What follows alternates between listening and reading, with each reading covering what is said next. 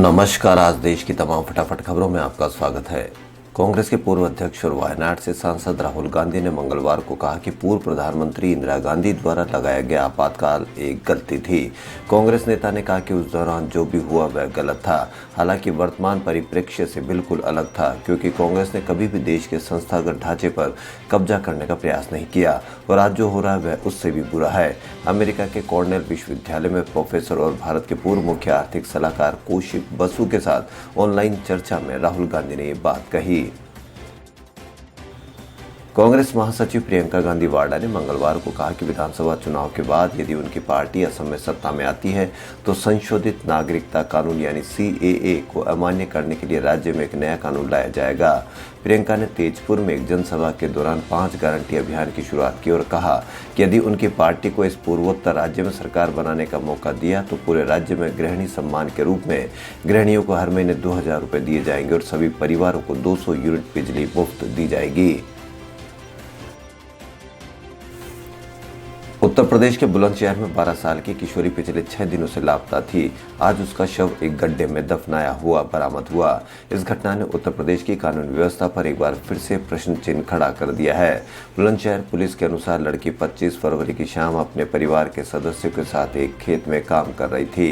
काम के दौरान उसे प्यास लगी तो परिवार से यह कहकर घर की तरफ गई कि मैं पानी पीने जा रही हूँ। पुलिस प्रमुख संतोष कुमार ने संवाददाताओं से बातचीत में बताया कि परिजनों ने 28 फरवरी को किशोरी की गुमशुदगी की रिपोर्ट लिखाई थी। पीड़ित अपनी मां और 2 बहनों के साथ खेतों में काम कर रही थी, जो कि घर से लगभग 100 मीटर दूर है, जहां उसका शव बरामद हुआ है। संयुक्त किसान मोर्चा ने आज सिंगू बॉर्डर पर एक आम बैठक आयोजित की। आगामी दिनों के कार्यक्रम के लिए इसमें कई निर्णय लिए गए। 6 मार्च को दिल्ली की सीमाओं पर विरोध प्रदर्शन शुरू होने के 100 दिन हो जाएंगे। उस दिन दिल्ली और दिल्ली सीमा के विभिन्न विरोध स्थलों को जोड़ने वाली KMP एक्सप्रेस वे पर 5 घंटे की नाकाबंदी होगी। सुबह 11 से शाम 4 बजे तक बीच जाम किया जाएगा। यहाँ टोल प्लाजाओं को टोल फीस जमा करने से भी मुक्त किया जाएगा। शेष भारत में आंदोलन को समर्थन के लिए सरकार के खिलाफ विरोध प्रदर्शन करने के लिए घरों और कार्यालयों पर काले झंडे लहराए जाएंगे। संयुक्त किसान मोर्चा ने प्रदर्शनकारियों से उस दिन काली पट्टी बांधने का आह्वान किया है। दिल्ली मेरठ एक्सप्रेस वे पर दिल्ली से गाजियाबाद आने वाली लेन मंगलवार की सुबह करीब 8 बजे दिल्ली पुलिस द्वारा खोल दी गई।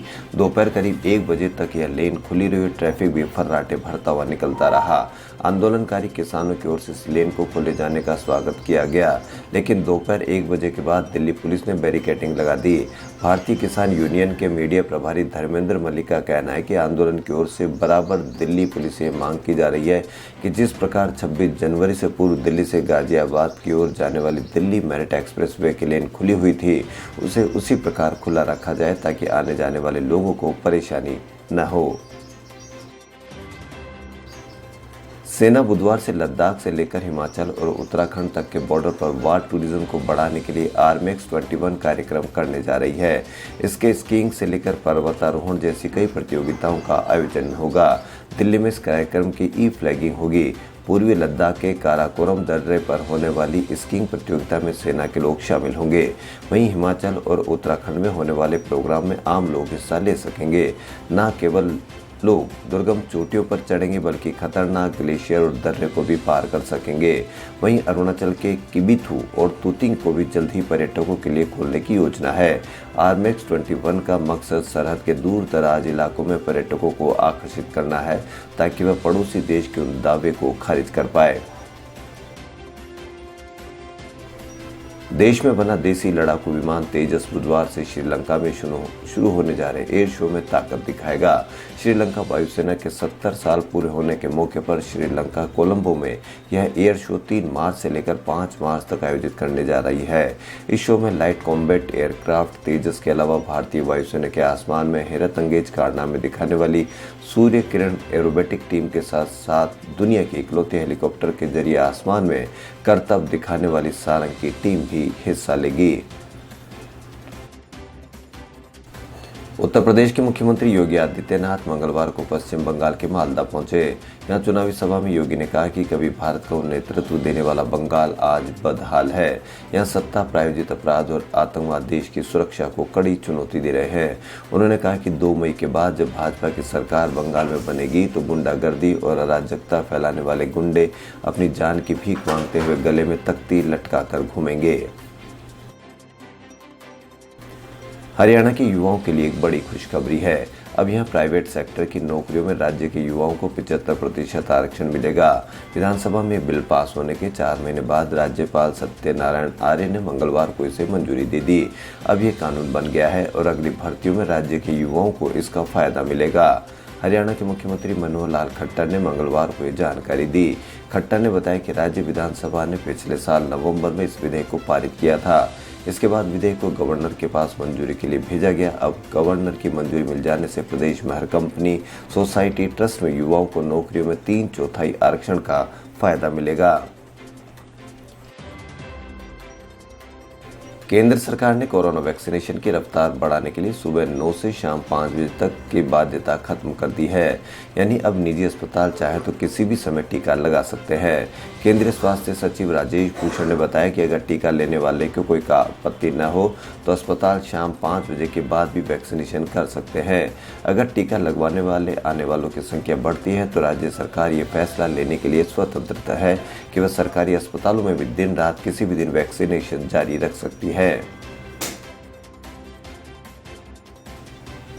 शादियों का सीजन शुरू होते ही लोगों को बड़ी सौगात मिली है। सोना लगातार सस्ता हो रहा है। पिछले 7 महीनों में सोने की कीमत 10,887 रुपये घट गई है। इस साल 1 जनवरी से अब तक सर्राफा बाजार में सोना 24 कैरेट 4,963 रुपये सस्ता हुआ है। मंगलवार को कीमत 45,239 रुपये प्रति 10 ग्राम रही, जो 31 दिसंबर 2020 को 50,202 रुपये थी। इस साल अब तक जेवराती सोना भी 45,913 रुपये से 4,474 रुपये सस्ता होकर 41,439 रुपये प्रति 10 ग्राम रह गया। सोने की कीमतों में गिरावट की सबसे बड़ी वजह अमेरिका में बॉन्ड यील्ड बढ़ना है, जिसके कारण अंतर्राष्ट्रीय बाजार में सोने की कीमतें अगस्त से अब तक करीब 17% तक घट गई है। कृषि कानून के विरोध में किसान नेता राकेश टिकैत ने मंगलवार को राजस्थान के झुंझुनू में किसान महापंचायत की। टिकैत ने कहा कि किसानों से कि अगर राजस्थान का गेहूं सबसे पहले मार्केट में आएगा, सरकार को एमएसपी देनी होगी। अगर आपको एमएसपी नहीं मिले तो अपना गेहूं भरकर दिल्ली पहुंच जाओ। अगर दिल्ली में कोई आपको रोकता है तो उसे एमएसपी पर गेहूं खरीदना पड़ेगा, क्योंकि प्रधानमंत्री मोदी ने कहा कि किसान देश में कहीं भी अनाज बेच सकते हैं। ऐसा थोड़ी न कहा है कि दिल्ली में नहीं बेच सकते हैं। दिल्ली की मंडी सबसे बढ़िया है। अब सभी अपना अनाज भर कर दिल्ली चलो।